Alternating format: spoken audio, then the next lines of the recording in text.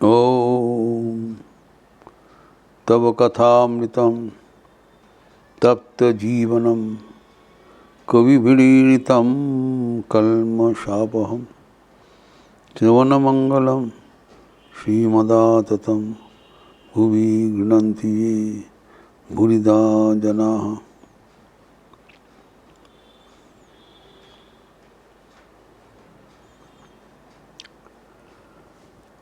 भगवान श्री राम कृष्ण जी के साथ भक्तगणों का कथोपकथन हो रहा था।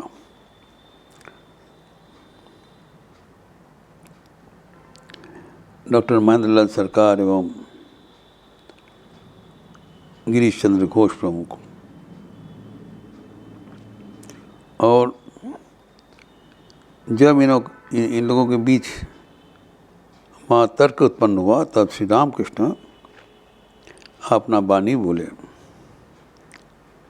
अब तक इन लोग को बोलने का अवसर दिया था। अभी श्री राम कृष्ण कहते हैं जब आप लोग जैसे बातचीत कर रहे थे कोई अर्थ नहीं है।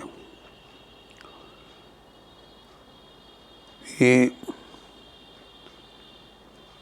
एक उदाहरण देके बोल रहे हैं, विकार का रोगी जैसे विकार के समय बहुत कुछ बोल लेते हैं लेकिन उसका कोई गुरुत्व तो नहीं है।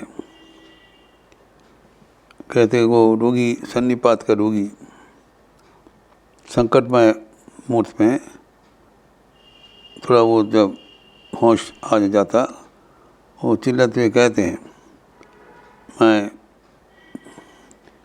एक जाला पानी पीऊँगा। तो उस समय में पानी पीना बहुत खतरनाक है, अनुचित है। और वो कितना पानी पिएंगे? एक जाला पानी पी लेंगे। फिर कहते हैं मैं भोजन करूँगा, भात खाऊँगा, एक हांडी भात खा लेंगे। अर्थात विकार के रोगी का बात में कोई गुरुत्व नहीं देना चाहिए। तो अभी ठाकुर कहते हैं वहाँ सुनकर जो कविराज, जो वैद्य, वो जानते हैं कि प्रलाप वाक्य है, विकार के रोगी का रोग का ही लक्षण है, तो उनको साथ लड़ाई नहीं करते हैं, तो बारण नहीं करते। वो उसको कहते हैं हाँ हाँ ठीक है, जब तुम्हारा पथ्य पालोगे तब पानी और भोजन कर लेना। तो पथ्य पा लेना मतलब जब तुम्हारा बीमारी बंद हो जाएगा। नाराज़ नहीं करते, तो उसको शोक बात करते कि ठीक है तुम जब तुम्हारा तत्व पालोगे तब तुम्हारा समाधान होगा। तो हम देखते हैं कि ठाकुर का जो ये निर्देश है, जो हमारे जो आध्यात्मिक जीवन में जब तक स्वाभाविकता नहीं आते हैं तब तक हमारी सब अवान्तर प्रसंग चलते रहेंगे। तो यहाँ पर ठाकुर और एक उदाहरण देके बोल रहे हैं, घी जब तक कच्चा रहता है तब जब हम पूरी बनाते हैं तो पूरी बहुत साधारण जो उदाहरण से ठाकुर बहुत गहरा चीज़ समझा देते हैं। तो ये जो ज़मीन जो है, ये जो उनका ठाकुर का जो विचार है कि जो घी जब कच्चा रहता है तब कलकलाहट होता है, लेकिन जब वो पक जाता है, गर्म हो जाता है, तब वो पूरी बनाने के लिए तैयार हो जाता है, तब कोई शब्द नहीं होता है। उसी तरह जब मन भगवान लीन हो जाता है तब और उसमें कोई शोरगुल नहीं रहता है, सब स्तब्ध हो जाता है। भगवान के स्पर्श से सब कुछ स्तब्ध हो जाता है। वही बात यहाँ पर वो घी का गर्म होने का साथ तुलना करके भगवान ने बताया। और श्री रामकृष्ण ने और एक बात बताया कि जैसे हमारे रुचि जैसे है, ठाकुर कहते हैं जिसको जैसे रुचि है, एक व्यक्ति की रुचि ठाकुर कहते हैं जो रजोगिनी होता है, जो धनाढ्य व्यक्ति होते हैं, उसके घर में क्वीन का फोटो रखते हैं, जबकि भक्तगणों के घर में जो देव देवियों का, अवतारों का जो तस्वीर रहता है, अर्थात उनके जो आचरण एवं रुचि देखने से ही हमें पता चल जाता है कि ये कितना तक कर पाएंगे। जब वो क्वीन का जो छवि दिया है, ठाकुर कहते हैं, वो लगता है वो उसी थक का आदमी है, उसी लेवल का। जब भक्तगणों के घर में तो भक्ति का चित्र होगा, संतों का चित्र होगा, भगवान का चित्र होगा, जो जैसे हैं उसका जो परिवेश भी वैसी बन जाता है। ये कहने का तात्पर्य है कि हमारे सबके भीतर जो अच्छा भी है, बुरा भी है, तो जो बुरा चीज़ है उसका हम उपेक्षा करके जो अच्छा चीज़ है उसका अपनाना चाहिए।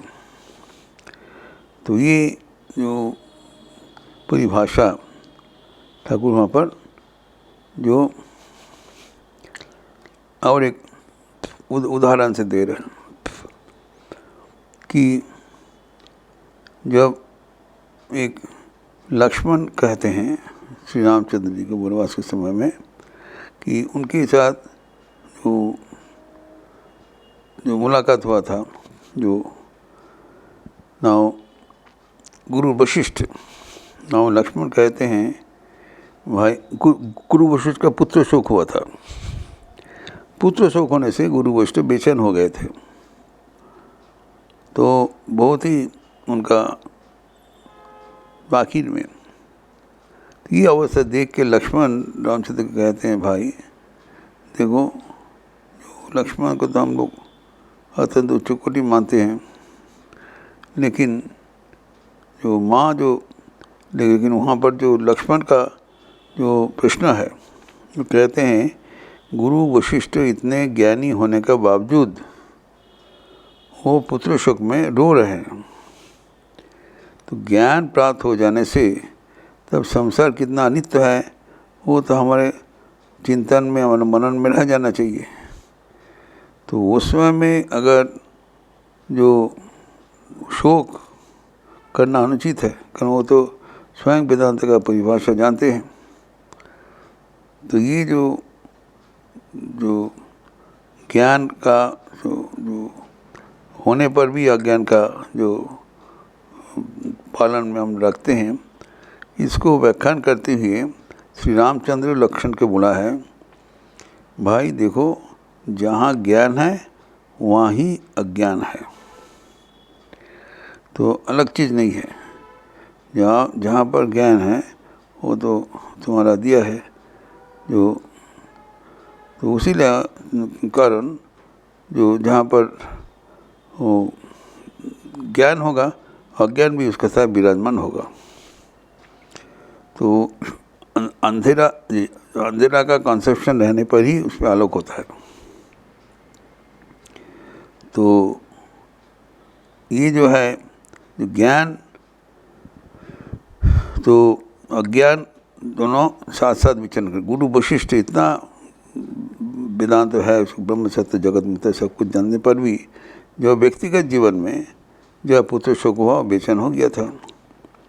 इसलिए इतना ज़रूरी है कि ज्ञान, ठाकुर कहते हैं ज्ञान होने से अज्ञान होगा, तो ज्ञान और ज्ञान दोनों से दूर चले जाने से हम एक गुणातीत अवस्था में पहुँच पाएंगे। ये समझने की बात है। जहाँ तक श्री रामचंद्र कहते हैं जहाँ तक ज्ञान है तहाँ तक जो अज्ञान भी होगा। ज्ञान और अज्ञान सत्य नीति में अजमिथुन निकृतम में संसार है।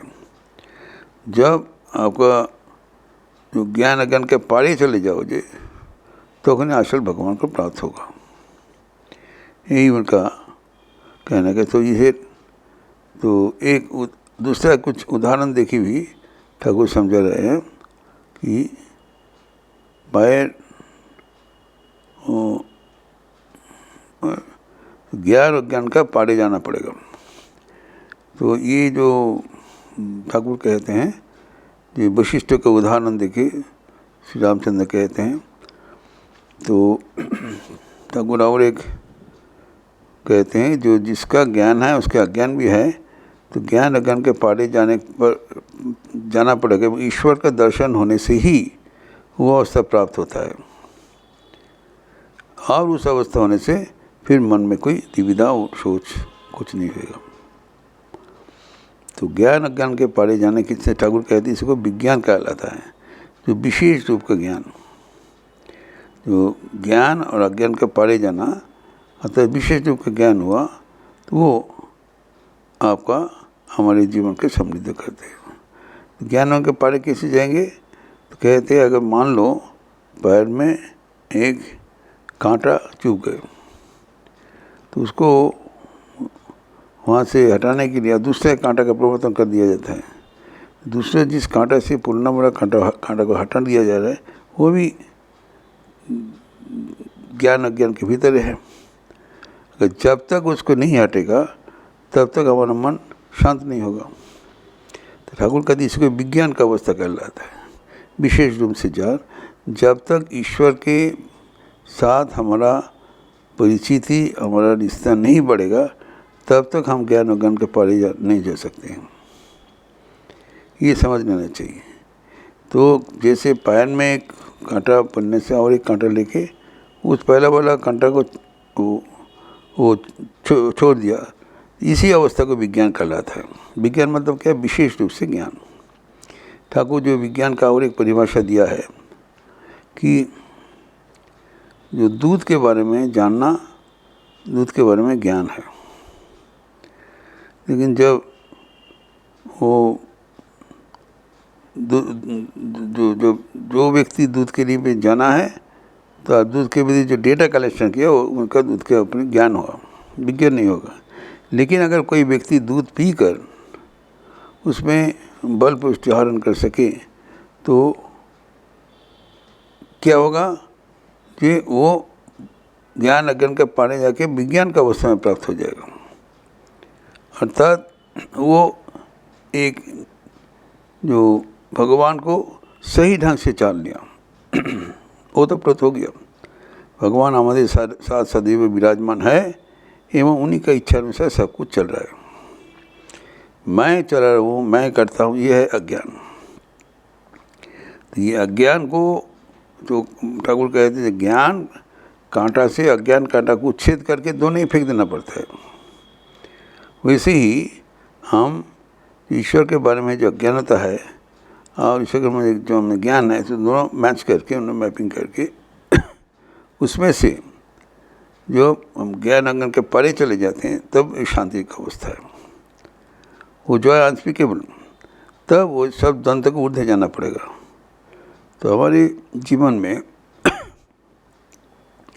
जो अज्ञान को निर्मूल करने के लिए ज्ञान का जरूरत होता है, लेकिन वो ज्ञान को भी छोड़ना पड़ेगा, क्योंकि हमारे जीवन का लक्ष्य ईश्वर लाभ, न कि ज्ञान के हरण।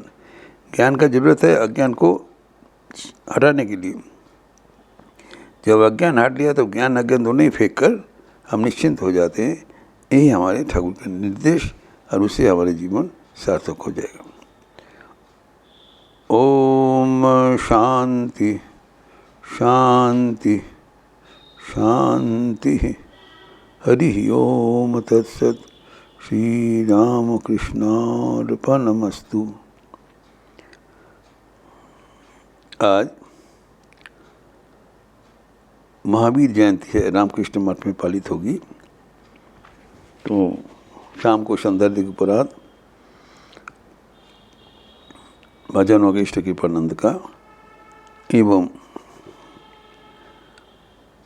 वो वंदे के बाद प्रवचन जो 24 बार तीर्थंकर भगवान महावीर का जो जीवन तथा वाणी, तो इतना दीन हो जाने के बाद किसी महान व्यक्ति थे, उनके अनुगामी सब जो महावीर का जो जीवनी तथा वाणी वहाँ पर होगा, प्रवचन होगा, भजन गाना होगा, प्रसाद वितरण। आप लोग अच्छा रहिए, स्वस्थ रहिए, आनंद में रहिए। नमस्कार।